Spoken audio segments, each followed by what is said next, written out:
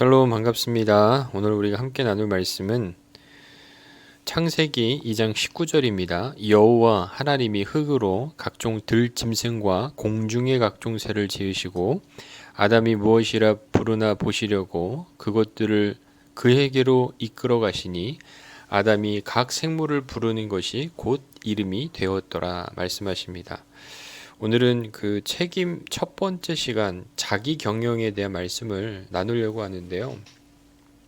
하나님께서 아담과 함께 에덴 동산을 거느리시며 아담에게 숙제를 주셨죠. 에덴 동산의 동물들의 이름을 짓게 하신 것입니다. 이상한 것은 하나님께서 이러실 수도 있잖아요. 이름을 다 지어 놓으시고 아담한테 외워 뭐 그러시면 될 일 아니겠어요? 그런데 아담에게 굳이 그 이름을 짓게 하십니다. 여러분 이름을 지었다고 할 때 뭐 별 대단한 거 아니겠지 생각하겠지만 이름을 짓는 일은 대단히 어려운 일입니다. 왜냐하면 그 동물들을 관찰해야 되기 때문입니다. 무엇을 먹는지 어떤 습성이 있는지 세밀하게 관찰해야 이름을 지을 수 있기 때문이에요. 또 뭐 한두 마리였겠습니까?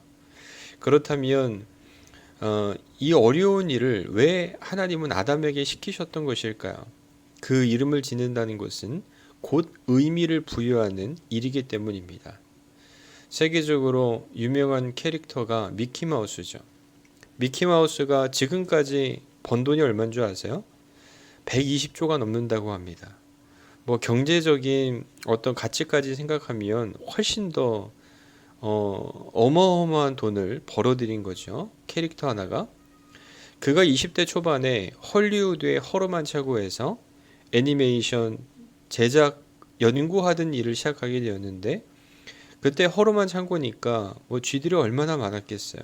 차고에 들락날락거리는 쥐가 너무 많았는데 어느 날 갑자기 그 쥐에 대해서 관심을 갖기 시작합니다. 그리고 그 쥐들을 관찰하는 가운데 그려진 캐릭터가 바로 미키라고 하는 캐릭터였다고 합니다. 쥐는 어디에나 있었지만 누구도 쥐를 캐릭터화해서 이름을 지어줄 생각은 하지 못한 것입니다. 그러나 쥐가 미키라고 하는 새로운 이름이 붙어졌을 때 그 캐릭터는 비로소 살아있는 캐릭터로 사람들 기억 속에 자리 잡게 된 것이지요. 저는 하나님께서 우리에게 주신 귀한 사명 중에 하나는 개인의 삶에 존재하는 것에 대해서 분석하고 관찰하고 그것에 의미를 부여하는 일이라고 믿습니다. 그것이 비록 안 좋은 기억이라 할지라도 말입니다. 저희 아버지가 알코올 중독자셨는데 가족들을 너무 힘들게 하셨어요. 근데 아직도 선명하게 기억하는 것은 늦은 저녁 아버지가 들어오지 않으시는 거예요.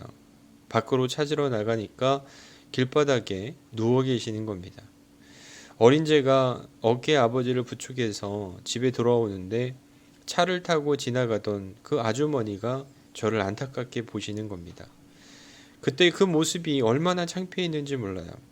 여전히 그 아주머니의 그 눈빛에 여려있는 불쌍하다라고 하는 그 무언가 무언의 메시지가 들리는 듯해요.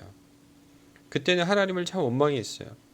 하나님을 열심히 믿은 결과가 이 정도입니까? 따져 묻기도 했습니다. 그러나 하나님을 깊이 알고 예수님을 인격으로 만난 이후에 나의 과거의 경험에 의미를 부여하기 시작하게 되었습니다. 뒤늦게 깨달았던 것은 나의 삶에 의미 없이 지나간 일들은 없다라고 하는 것입니다.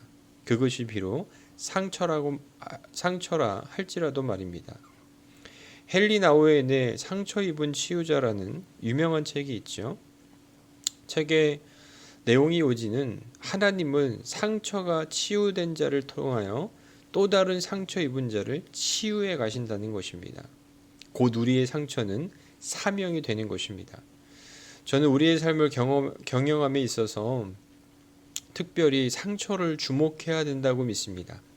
아프겠지만 피하지 말고 우리가 직면해야 됩니다. 왜냐하면 피한다고 피해지는 것도 아니고 결국 우리의 일부이기 때문에 그렇습니다.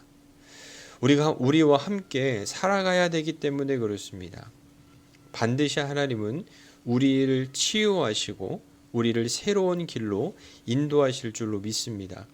전 여러분들의 삶을 경영해가는 그 과정 가운데 상처가 여러분들의 새로운 발돋움이 되어질 줄로 믿습니다.